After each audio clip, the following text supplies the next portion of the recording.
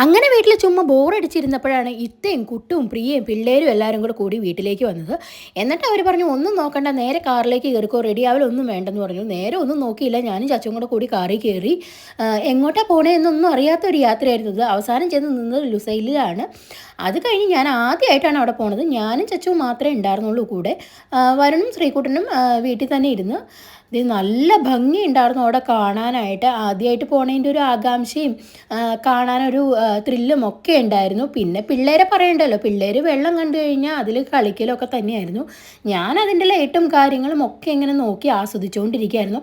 അതൊക്കെ കഴിഞ്ഞ് കഴിഞ്ഞ് ഞങ്ങളെല്ലാവരും കൂടെ കൂടി ഒരു ജ്യൂസൊക്കെ കുടിച്ച് കുറച്ച് നേരം സൊറയൊക്കെ പറഞ്ഞിരുന്ന് പിള്ളേരെ പിന്നെ അതേ പാർക്ക് ഒരു സൈഡിലുണ്ടായിരുന്നു, അവരതിലൊക്കെ കയറി കഴിഞ്ഞ് പിന്നെ ഞങ്ങളൊന്നും നോക്കിയില്ല. നേരെ 11 മണി 11:30 എങ്ങാണ്ടായിരുന്നു. നേരെ വീട് പിടിക്കണമല്ലോ, അവർക്ക് ഞങ്ങളെ ഇറക്കിയിട്ട് വേണം തിരിച്ച് വീട്ടിലേക്ക് പോകാനായിട്ട്.